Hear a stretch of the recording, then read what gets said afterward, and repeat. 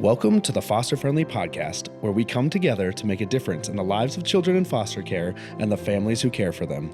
Foster Friendly communities are part of a nationwide movement by America's Kids Belong that helps people from all walks of life take action and help kids and families thrive. You'll hear from former foster youth, foster and adoptive parents, social workers, faith and business leaders, and other experts on how to engage in meaningful ways. Our hosts Brian, Travis, and Courtney explore inspiring stories of everyday people making a difference in foster care where they live and work. Welcome back to the Foster Friendly Podcast. I'm Courtney Williams, one of the hosts here at America's Kids Belong. And I'm Travis Vangsnes, one of the other hosts, and really excited to talk about a very needed topic today to talk about around foster care. And so the Foster Care Institute surveyed 5,000 foster parents, and by far their number one reason for quitting that they cited was needing more help in times of burnout and stress. Some call this compassion fatigue. And so we're really going to unpack more about support and kind of what that looks like. And what really makes me and Courtney both really excited today is that we're joined by Rebecca Harvin, who is the founder and executive director of Haven Retreats in Jacksonville. And her nonprofit is on the Foster Friendly app locally in Jacksonville. She's a foster mom personally and is adopted and is really doing something unique in how she's supporting foster families. And so really looking forward to hearing more from her on this. Also joined with a personal friend of mine, Stacy Lasonde.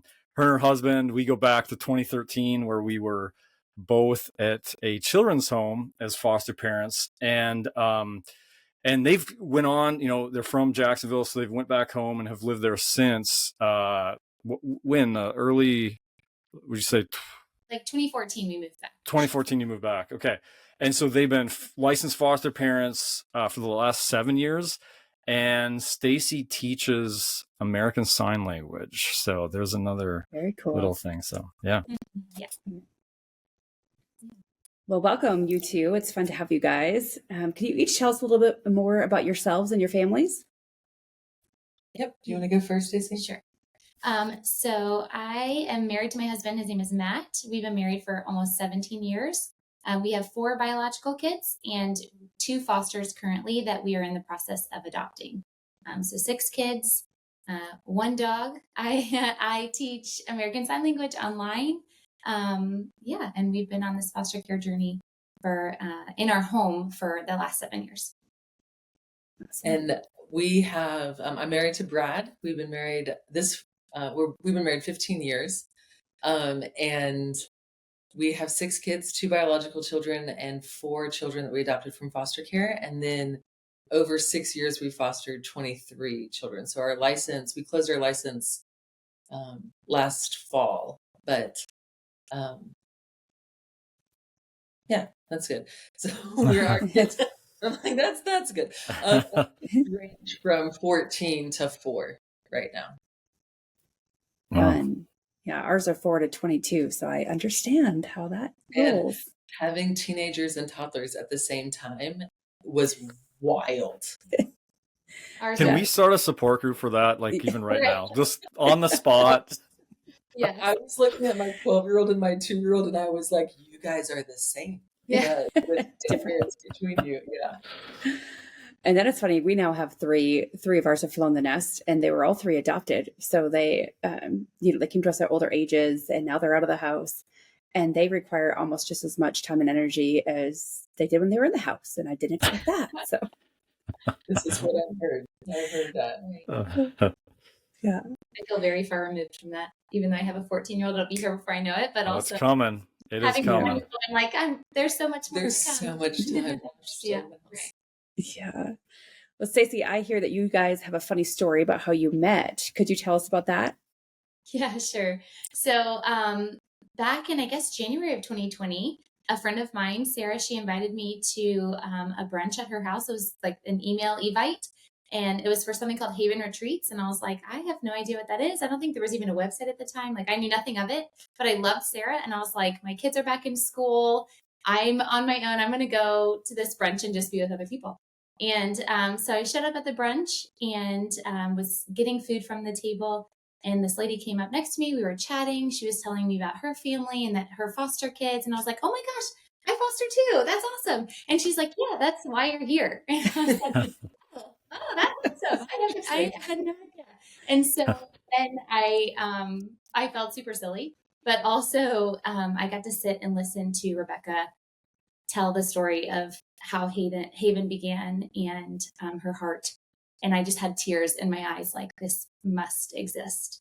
This has to exist for families like mine and other families who are caring for kids from hard places. So, yeah, we've been friends. That's a great story. We've been friends ever since. Well, okay, so Rebecca, tell us about the vision for starting Haven Retreats, and then what does Haven currently do to support foster families? Sure. So the vision for Haven started when I was about 18 months into being a foster parent. We were on our third placement, and I had my first round of compassion fatigue or caregiver burnout. And I had wanted to be a foster parent since I was 16. And so for me, this is like a lifelong dream being fulfilled. And I was a year and a half in, and I wanted to quit. I was like, God, you have, I was at my church one Sunday, and I was very angry, and I was praying through that anger. And from in that was this kind of like, I need something to make this journey sustainable. Like, what's happening inside of my home is not sustainable. The chaos that's happening, the fact that you could, like, there's no place that you can go for reprieve, was just really draining for me. And I thought, well, maybe if I need that, maybe other people need it too.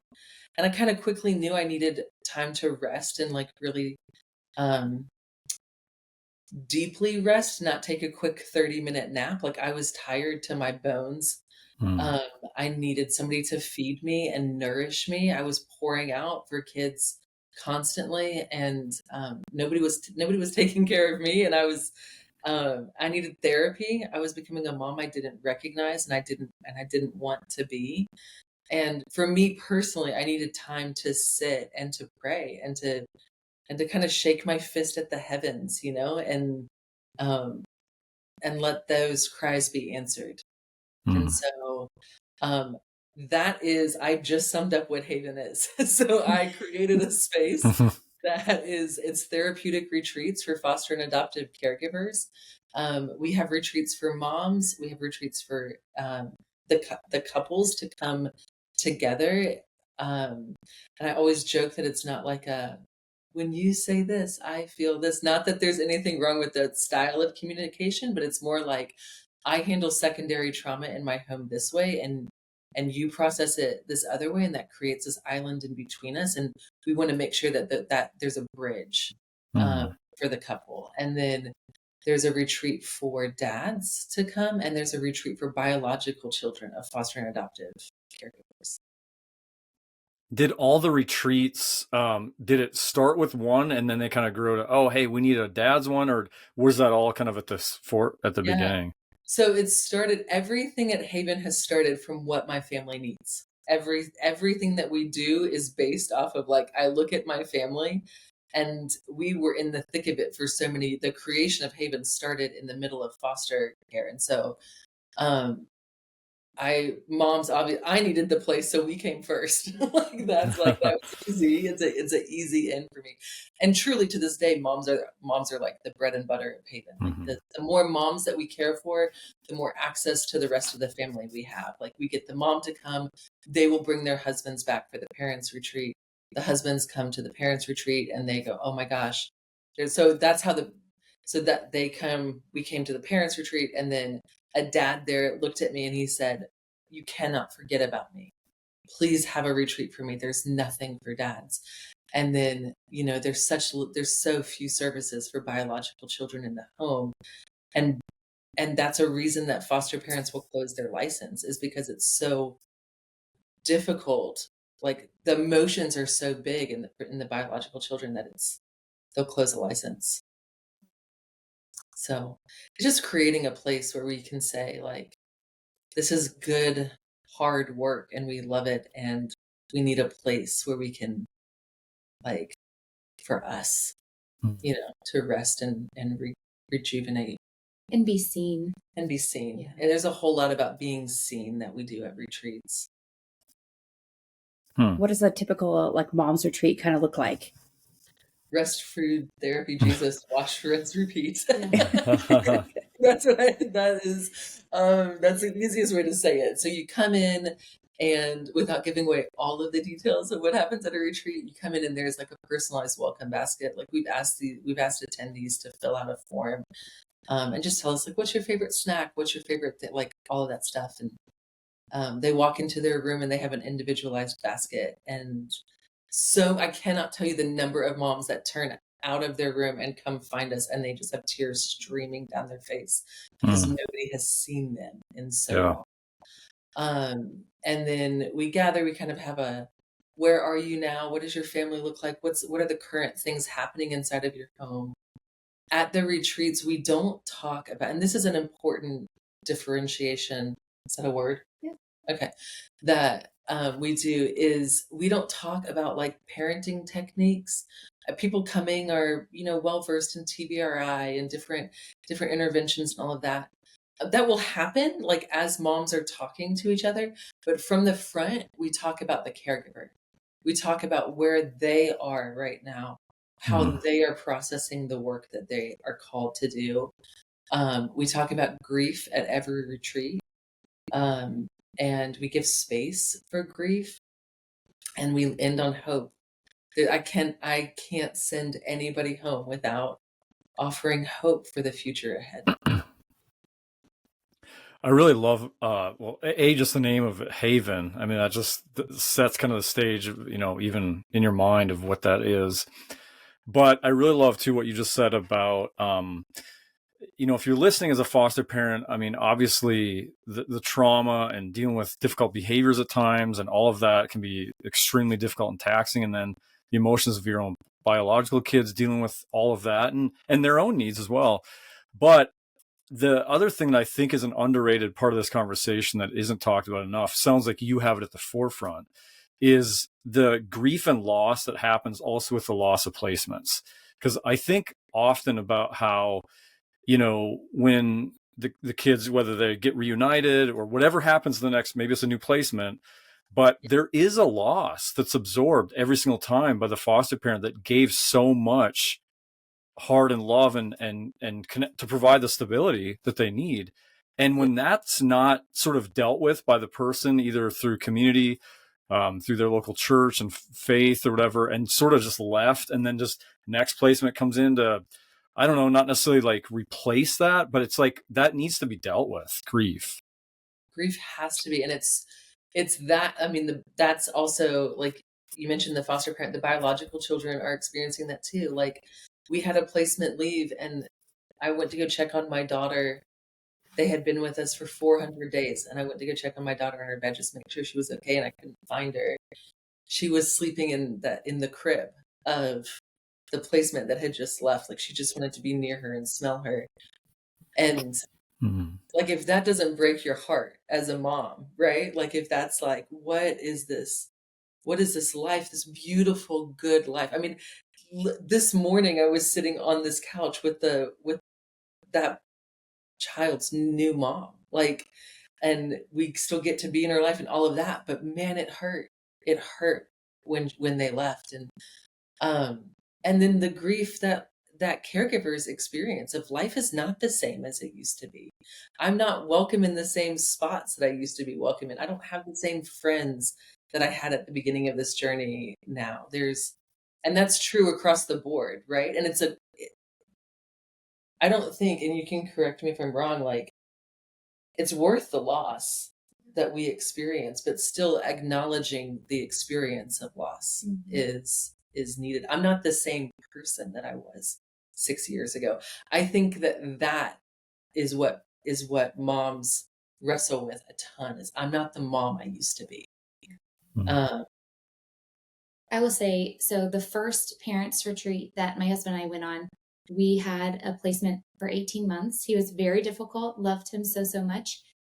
was so like, I mean, this kind of similar situation, I can picture my kids sitting, and neighbor kids who had loved this child for 18 months, sitting on our driveway, like sobbing as he had driven away, but also feeling like this immense relief as well, like holding those two things equally. So that was in December. And in January, we got to go to our first parents retreat. And I can just remember there was worship music. And I just had this moment with my husband sitting on a couch in the quiet. And I just was like weeping in a way that I hadn't done at home, because I didn't really have the space to, because life kept moving on. Life keeps moving. Yeah. I didn't have to manage my kids' emotions while I was managing my emotions. So I had this quiet place to do that. And then fast forward to, I guess, a year and a half ago, I went to my first mom's retreat. And in that time of our journey with our foster daughter, we had just found out that she was likely going to be reunified with her dad, which was obviously the goal and was going to be beautiful and wonderful, but it was also really hard, because it probably wasn't a decision that I was going to agree with, but I was doing it. And obviously, it was going to be okay. And the timing of being at that mom's retreat and being surrounded by people, again, who understood me and understood these emotions that I was wrestling with, of like, this is inevitably going to happen. And I don't really have control over it. And I just have to believe that she's going to be okay. And I could talk through all of that with other people, who got it, and have the space and not have to worry about they always say, like, Haven is a buffet. You don't have to do everything. Take what you want of the weekend. But if you want to miss something and just go sit by the water in the quiet, or if you want to eat chocolate all weekend, that's fine. Like, here it is for you, as much as you need and want. And I love that. Like, that is a buffet. Take what you need and what you want of the weekend. Amazing. And I love how you guys bring in the biological kids, because that's a huge heartbeat of mine. Having 3 biological kids, some of them were born, and literally within the year we started fostering. So it's been their entire lives. Yeah. Our biological kids are 14, 16, and 18. And we started when our firstborn was 4. So this whole time they've been part of that journey, and it is hard for them as well. And a lot of times people don't recognize that. They don't see the need to wrap around our biological kids. The things that they go through are very similar to what we go through, often at different levels or different ties they had to the kids. And it's just, right now we have a 14-year-old son and a 14-year-old placement. And it's probably been our hardest matchup of a couple of our kids, just because of their personalities and everything. It's so meaningful when people recognize that he needs an outlet sometimes, or he needs a break. Yes. So I'd love to hear, like, what does that look like for the kids retreat? Is it an overnight thing? Is that kind of the same type thing? Or what does that look like for them? You're about to put me right up on my soapbox, Courtney. I love talking about our bio kids because, one, the first reason is we are asking children to do this. Like, when somebody says, like, hey, I'm a foster parent, what's the number one thing that people say in public, right? Oh, I could never do that. I couldn't say goodbye. I could never, like, that's so hard, right? Well, yes, it is. But I'm asking my child, where our kids were 6 and 4, to do the same thing that we're asking adults to do with such little support, almost no support, right? And just recognizing it off the bat is the first thing. So the first thing that any caregiver could do is just be honest. Allow your children to have honest conversations with you at home, to say, hey, this placement is really hard, or I'm struggling. I need more time with you. I need more one-on-one time with you than I'm getting. So that's, you didn't ask that question, but that is what people can do at home right now before a retreat happens. We do the same. We have this year we kind of switched the name to like Haven Summer Camp, or Haven Camp for kids. It's a weekend, just like we go out to this a summer camp, and we have a wildly good time. We're on the blob, we're on like a gigantic slip and slide, we're playing glow in the dark kickball, we're doing all kinds of fun things, and tucked in between the fun, we're doing therapy. So it is a huge emphasis on kids get to be kids, and then a space where they can say, I love this and I don't like this. Stacy's son is like the most precious kid. He comes and he's like, it's just such a blessing to have these kids in our lives. And like, God has called us to, like, he has such a generous heart. And my kids are like, and I'm not trying to throw my kids under the bus, but my kids are like holding up their Me Too paddles and they're looking around in the back like, Mom, do you see that I feel ignored or I feel isolated at home or whatever it is? So, but we try to put counselors with the kids, like camp counselors that are themselves biological children in their homes. So they have, Wow. Right? That's amazing. Yeah. Because what I want them to see is somebody who is an adult, who is healthy, who's emotionally stable, that there is so much hope and grace on this journey. And our parents need to see that too. And they need somebody that they're looking up to naturally, who can say, hey, me too. I felt like that in my home too. I felt like I was whatever the kids say, but at a campfire, I mean, I'm talking a long time about this answer, but I did tell you that this was my soapbox.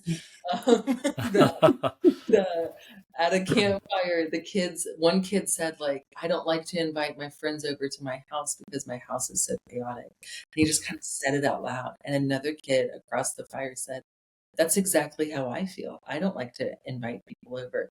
And then somebody else said, oh, I feel like that too. I asked to go to my friend's house. And they were the only people in their school that they knew who were fostered. Like, they didn't have anybody else to say this to that was the community. So we have now bio kid support groups that we're running, where they get to come and they get to be kids and they get a space to say how they feel, and they get tools to support the work that is happening inside of their home. I will say my oldest is 14, my son that she's talking about. He has gone to the last 3 bio kid retreats. And the first one, when I guess he was 11, he, when asked, what was your favorite part of this weekend where the model has shifted a little bit. So it was a little bit different then. It was a little bit smaller scale. But they were like camping and they went to the beach and they were doing all these things. What was your favorite part of the weekend? And he was like, by far, it was the therapy. 11 years old. He loved it. He's been in the foster care world since he was 3, right? With Travis and Jesse. And so he was finally at this place where he could talk to people who understood him and could see him. Can we say what happened? Can we share that part of the story? I don't remember. Absolutely. We got a therapist that year. This is one of my favorite things that has ever happened at a retreat, and I might actually cry saying it. We brought in an art therapist, and she had them using different paint colors to match up with feelings in their bodies. And her son grabbed a color for anger, and he started he was squeezing this paint. I've never heard this story. And he said, yes, I did then. I told you. He said, she was giving them tools, and he said, I never knew what to do with the anger that's in my body. And now I know now I know that I have a way to get it out in this, with this art. Wow. I was like, oh, sweet boy. That's incredible. The day that I heard, the first day that I met her, it was like, oh my gosh, you're going to see my kids. My kids could have this. That's why the tears. I need this. Yes. But whoa. My kids will be seen. My kids will be seen, and this is absolutely needed. It's what they look forward to in the last 3 years. So Stacy, it's safe to say your whole family has been touched by Haven. Absolutely, yes, for sure. We and continue to be, not just at retreats. They are. The wraparound support for Haven families is incredible. Rebecca knows that a clean house helps me function. So literally for the last, 8 months, probably, if not longer, they send a lady that comes and cleans my house once a month. And it is the hugest blessing. It is the biggest blessing for me. And that's just a drop in the bucket. It is random. I opened my mailbox the other day and I had gift cards for Chick-fil-A, hey, just get dinner on us. Just little ways you're remembered, you're seen, you're loved. Keep doing this hard thing that you're doing. they don't forget. The team is incredible. They think of things that I don't even know. I'm gonna get emotional. Like, they think of things that I don't even know that I need. My husband's been out of town for 8 days. She's insisting, please get a babysitter. We will reimburse the babysitter. I mean, just all of the things to love on people who are doing hard things, and helping you keep doing those hard things. Not gonna lie, I'm a little jealous listening to this. It needs to be everywhere. I told Rebecca, like, when I was like, listen, I don't have a lot of money, but I can talk about Haven and I can tell people about Haven because it needs to exist in this world. I love it so much. I don't love speaking in front of people. And she had a big ask a couple years ago for the gala. She called me and was like, I know you're not going to want to do this, but will you please talk about it? It's going to be the biggest, hardest thing I ever asked you. Like, don't speak in front of people. I said, for Haven, I will do it for Haven because I absolutely believe in it. It says so much. It says a lot about how much it's touched your family and yourself. We had a conversation recently around with the webinar America's Kids Belong has been doing on fostering well-being, and how men often get neglected as well. You know, we've talked about the biological kids who kind of can slip to the backdrop, or we don't realize, hey, even like, you know, having friends over and how weird that can be, or embarrassing at times. But men often talk about, you know, a lot of us we struggle to even know our emotions, name our emotions. There's kind of just a culture and mentality of guys being tough and resilient or whatever. But it was interesting to hear guys often talk about, like, they're never even asked how they're doing. Like, it would always be, you know, because that's just kind of our culture. So what have you kind of seen evolve and grow in sort of the for guys? I mean, what's kind of a plug that you would say, Rebecca, to men about stepping up to this coming, or Stacy as well, of like, yeah. Well, it is definitely harder for men to come. So not that there's not that it's available. We just had our dad's retreat last weekend.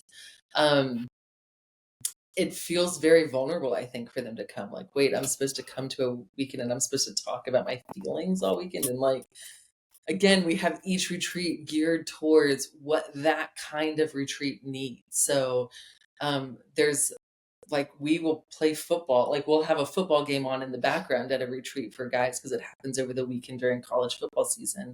We assume that they're going to want to watch their game. The guys come, generally speaking, the path for guys for it to be really successful is that the wife comes first. The couple comes together, and then the dad feels safe enough to come to the dad's retreat. Or the mom comes first, and then she says, you have to go to the guy, like, you need help, go talk to somebody. We're trying to build a program right now where it's like quick, like in a couple weeks, that we're going to send guys to Top Golf. And like, we've rented a couple bays, we're paying for drinks and food. You guys play golf and just be together. And hopefully in the being together, somebody says, well, we have a couple plants there, right? Like, we have a couple therapists that are going to be playing golf. But just creating these spaces where guys can talk to each other and they can build community. It is in community. Like, community is vital to the well-being of foster and adoptive families. And so I'm constantly looking for, how do we create community around these guys? And so at the parents retreat, we'll split them and we'll put the guys in a group, because that might be the only time we get access to them. And so you guys need to go and you need to talk, and without your wives present, and you need to say, hey, this is hard, holy work. And my family is chaotic. My kids describe my family as chaotic. It's the number one adjective that they use to describe my family. So I'm going to use that in their honor. And for the dad to say it's chaotic and I don't know how to fix it. I don't right? I don't, right? Travis, you're like, you want to fix all day. Let's open the hood. Let's get this thing figured out. Fix this. My husband and I were just having a conversation last night, and I said something and he immediately started to fix it. And I was like, I wanted a conversation. And so we just start that conversation. A lot of it happens, I will say, for the dads at a parents retreat. caregivers. Yeah. Because they feel safer. They have their person there with them. Also community days, like they do community days, like beach days for the family to go, or Jack's Iceman. We have a hockey team. So like an Iceman day, like, so there's community days where you can go as a family and meet other people. I would say Matt is probably still a little reluctant. He hasn't gone to a desert retreat. He hasn't done that yet. So he needs to, but I think those community days also help foster that connection. And like at the dad's one, they don't sit in therapy. They sit in groups. Like they don't, but we had like this last one, we had 2 therapists lead the weekend, but take out the like, the vulnerability of it being sitting in therapy with therapists that you don't know, right? Like just more facilitating, and we're going to go on the same path. Where are you now? What do you need to grieve? And what does hope look like for your family? Man, I love that so much. Oh, sorry, Travis. No, you're good. I was just affirming how cool. Kayak sometimes, or they do guide things on the weekend, so that opportunity is there for family fun together. Yeah. Well, it seems like your whole concept around Haven that's so cool and beautiful and powerful is that it just seems like you have a light touch in places to have a light touch. Like, let's just make space for people to feel comfortable, make the retreat what they want. We're going to have plants. There's going to be therapy happening, but it's done in a way that it doesn't sound like it feels really forced or overbearing or, almost overly kind of like therapeutic kumbaya. It's like I don't know. I mean, I can imagine it just listening to it. Yeah. Can I tell about what we did on Saturday night? Oh, yes. Okay. So at the last mom's retreat, there was like this event that you didn't know what it was. It was like, bring, if you want to, again, buffet, bring a fun outfit. If you want to wear a fun outfit for Saturday night, we have an activity. It's like, what is this activity? The control freak in me was like, Rebecca, I'm like, you have to tell me, just bring some, don't stress out about it. Anyways, it was silent disco. And so there were all these moms who probably never let loose like this. And it was so much fun. Silent disco in this room of, I don't know, 35. Yeah. And there were people who just wore headphones out on the couch. Like there was like, they wanted to hear the music, but they didn't want to be in the room. And then there were other people that didn't want anything to do with it. And they all everybody had the option, but it was such a wonderful, like I recorded myself singing Taylor Swift. It was just me blaring the song, and I texted to my daughter and she's like, what are you doing, Mom? And I was like, I'm having fun that I don't always get to have in my fun is so necessary. I'm an Enneagram 7. So like fun is necessary. I judge my life based off of how much fun I'm having. Right. And so if I'm not having fun, I'm like, my life is horrible. It's the pits. And you need to laugh. Yeah. You need to laugh just as much as you need to cry. Right? They're both healing. Yeah. But no, you were right, Travis. Like the retreats we use the word buffet all of the time, but it's because when you're in a place of caregiver burnout, you are the only person who knows what you need. All I can do is set a table for you. Your body's going to tell you if you need to take a nap. Your body, and like, you don't have that option the same way. Like your body's going to tell you if you need to be nourished. We have food out constantly at a Haven retreat, like such delicious food. Eat healthy, anyhow, listen to your body, do what it's asking. Listen to your intuition. Like it's going to lead you in the right place. Very cool. Those are the best retreats too. It's the ones where, you feel like you're at a retreat and it can be tailored into what you need rather than you get there and there's so many breakouts, and it feels like it's so agenda driven that it's just almost like this isn't relaxing or helpful at all. It's like more stressful and And I'll tell you, we had one retreat where I sent people back home tired, and I was like, never again. Like that is not. It was like the first parents retreat, and I was working out the details, and I hadn't set enough time for people to fight, and so, which sounds so weird out of context, but there were some hard conversations that needed to happen, and they didn't have space at home for it, and I hadn't built rest into that weekend, so. Anyhow, we really care deeply about rest at a retreat and to not drink from a fire hose. You know, like it's hard enough talking about your feelings all of the time. Yeah. They say rest, food, therapy, Jesus. Like rest is repeat. Yeah. That's what Wash, rinse, repeat. I do want to clarify that our retreats are open to everybody. Like you do not have to be a Christian to attend a retreat. That it's open across the board to everybody. Very cool. Well, with that being said, and you've given us such a great picture, stories, examples of those retreats and kind of what it's looking like, the ingredients. Courtney's already saying where, needs to get out to Colorado. We need, where. So tell us, Rebecca, like, what are your plans going forward of how you see Haven, or your dreams ultimately to see expansion beyond Florida, in terms of the mission or how it might change or grow? Yeah. That's a great question, Travis. I love that.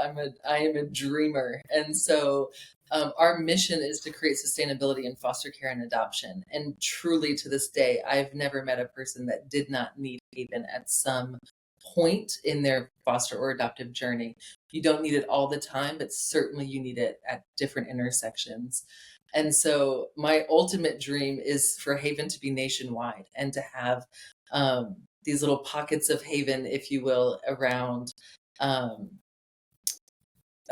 country. In the next 10 years, it's to be east of the Mississippi and to fill the space east of the Mississippi. This year, we're focusing on Florida and really raising awareness in Florida. But I will tell you that people come to Haven from all over. We've had people from Michigan, Georgia, North Carolina, South Carolina. Had somebody from Iowa reach out and contact us. And so the retreats are open to everybody right now. They just exist only in Northeast Florida. So how do people find out about that? People in Jacksonville and even people across the nation, how do they find out about your retreats and what you have to offer? Jacksonville has been largely word of mouth. So it has spread like wildfire through the foster and adoptive community here. Georgia came from one person Googling a therapeutic foster retreat. It doesn't really exist anywhere. So if you type in those words to Google, if you're like therapeutic care for caregivers, Haven comes up all of the time. It's not because our SEO is so amazing. It's because there's such a deep need and there's not that many resources. Wow. And so then that one person spread it through her community. So on and so, like, it's just largely, we're really making a huge effort right now to increase our digital footprint so people across America can find Haven. You can find us on our website, havenretreatsinc.org, or on social media, Instagram and Facebook for Haven Retreats on there. Awesome. Yeah. And I'm assuming you're on the Foster Friendly app. I don't check out all the other states all the time, but this is a great plug for people to recognize that we do have a foster friendly app. It's in many states right now, not everywhere, but you can check it out. You can see places like Haven Retreats and other great businesses and events, community resources in the states in which we have the foster friendly app. So I encourage all foster parents to check it out, see what we have. And there are also a lot of places that offer national discounts. So even if you're not in a state where we have, a lot of things going on, there still are offers for you. So everybody should check it out. Again, the Foster Friendly app. I'm going to take us out with a quote by one of my favorite poets, Thomas McGrath. Very fitting when he talks about support here and how we all make it through life with help. He says, "How could I have come so far and on such dark trails? I must have traveled by the light shining from the faces of all those I've loved." And Haven is definitely shining a light on lots of faces and hopefully even more. So thank you guys both so much for joining us on the podcast today. Yeah, thank you for having us. Yeah, thank you. We hope you enjoyed today's episode. If so, will you help us reach more people by subscribing, sharing the podcast with a friend, and leaving a 5-star review? If you've been inspired about what you've heard today and want to learn more of how you can make a difference for kids in foster care and the foster families where you live, visit americaskidsbelong.org. We depend on individual donors to fund our work. We'd be grateful if you would consider joining us as a monthly donor. Visit americaskidsbelong.org to make your tax-deductible donation. Thank you. Together, we can ensure a family for every child in foster care and a foster-friendly community to ensure every foster family feels loved and supported.